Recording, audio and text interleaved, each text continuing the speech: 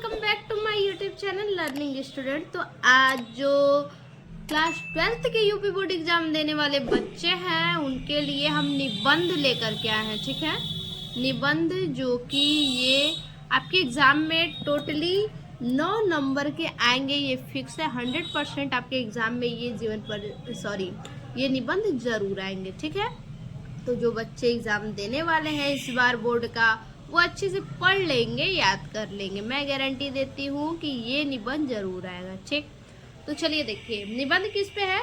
भ्रष्टाचार समस्या और समाधान। ठीक है, भ्रष्टाचार पे।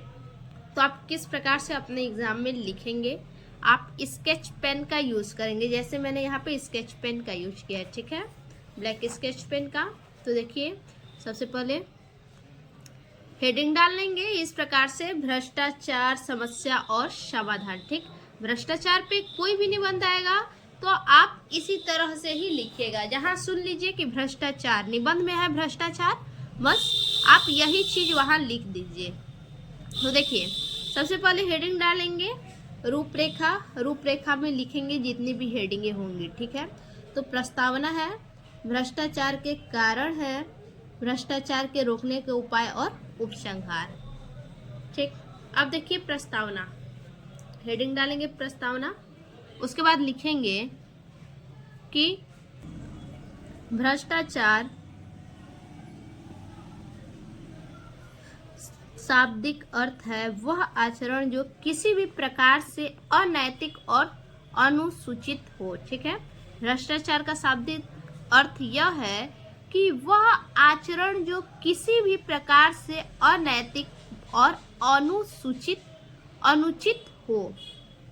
जब कोई व्यक्ति न्याय व्यवस्था के नियमों के विरुद्ध जाकर अपनी पूर्ति के लिए गलत आचरण करने लगते हैं तो वह व्यक्ति भ्रष्टाचारी कहलाता है। ठीक है, यानी कहने का मतलब क्या है, पहले समझिए।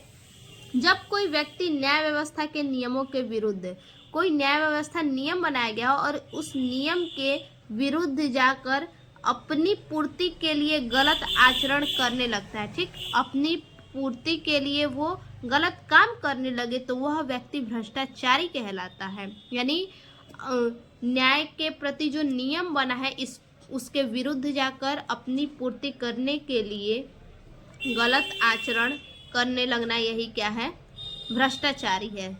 भ्रष्टाचार के कई रंग रूप हैं। कई रंग रूप हैं जैसे में कौन कौन से, जैसे घूस यानी रिश्वत, घूस देकर कोई काम करवाना। चुनाव में धांधली, चुनाव में इस टाइम बहुत ज्यादा धांधलियां हो रही है। ठीक है, वोट को बदल दिया जा रहा है। टैक्स चोरी, टैक्स की चोरी की जा रही है। सस्ता सामान लाकर महंगा बेचना, झूठा मुकदमा आदि। ठीक, तो ये क्या है, एक तरह से भ्रष्टाचार है। किसी से क्या करना, पैसा देके काम करवाना, रिश्वत देके यानी पैसा देके क्या करना, पुलिस को खरीद लेना और क्या करे पुलिस की दूसरे पार्टी को जो है कि जेल कर दे और दूसरा पार्टी भी उससे क्या करे, रिश्वत करे, उसको उस पुलिस को पैसा देके खुद को छुड़वा ले। ये भी क्या है, एक तरह का भ्रष्टाचार ही है। ठीक, या फिर आपका उसमें आ जाएगा कि जो परीक्षार्थी हैं उनके कॉपी का गलत मूल्यांकन करना, ये भी एक प्रकार का भ्रष्टाचार है।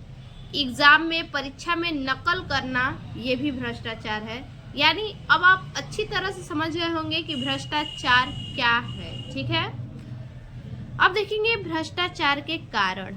देखिए भ्रष्टाचार के कारण में पहला हमारा जो हेडिंग है वो है असंतोष। ठीक, जब किसी को अभाव के कारण कष्ट होता है। ठीक है, जब किसी भी व्यक्ति को किसी भी अभाव के कारण, किसी भी कमी के कारण कष्ट होता है तो वह भ्रष्ट आचरण करने के लिए विश्व हो जाता है। ठीक है, यानी कहने का मतलब है कि अगर किसी को किसी चीज की कमी हो रही है, किसी चीज का कष्ट है, तो उसे दूर करने के लिए वो क्या करता है, गलत आचरण, गलत कदम उठाने लगता है। ये भ्रष्टाचार का कारण है। अगला है दूसरा नंबर, स्वार्थ और असमानता। देखिए असमानता आर्थिक, सामाजिक या पद प्रतिष्ठा के कारण भी व्यक्ति अपने आप को भ्रष्ट बना लेता है। ठीक है, व्यक्ति क्या करता है, आर्थिक स्थिति के कारण, सामाजिक या फिर पद प्रतिष्ठा के कारण भी व्यक्ति अपने आप को जो है कि भ्रष्ट बना लेता है।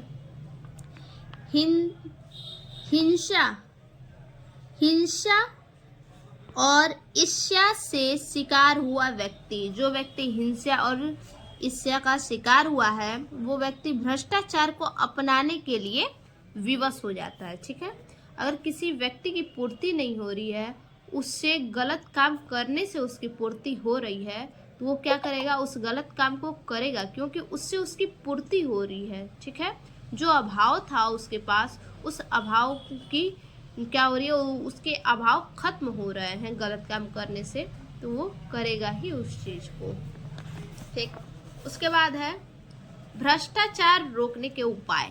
भ्रष्टाचार रोकने के क्या क्या उपाय हो सकते हैं, देखिए।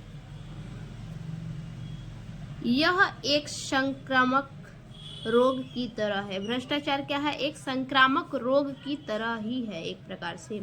आज भ्रष्टाचार की स्थिति यह है कि व्यक्ति रिश्वत के मामले में पकड़ा जाता है। ठीक है, मतलब आज हमारे देश में इतनी ज्यादा भ्रष्टाचार की स्थिति बढ़ गई है कि व्यक्ति क्या कर रहा है कि रिश्वत के मामले में पकड़ा जा रहा है, यानी रिश्वत दे के काम हो रहे हैं, पैसे पे काम हो रहे हैं और रिश्वत देकर ही छूट जाता है। अभी हमने जैसे आपको बताया पुलिस की कहानी, पैसे देकर बंद करवा देंगे और पैसे देकर छूट भी जाएंगे, तो ये क्या है, एक प्रकार का रिश्वत, ये भ्रष्टाचार ही है।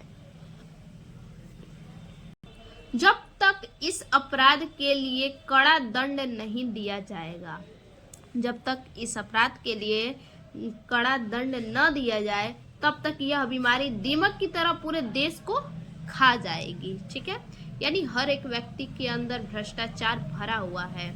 लोगों को स्वयं में ईमानदारी करनी होगी, लोगों को खुद के अंदर ईमानदारी लानी होगी, आने वाली पीढ़ी तक सुआचरण के फायदे पहुंचाने होंगे।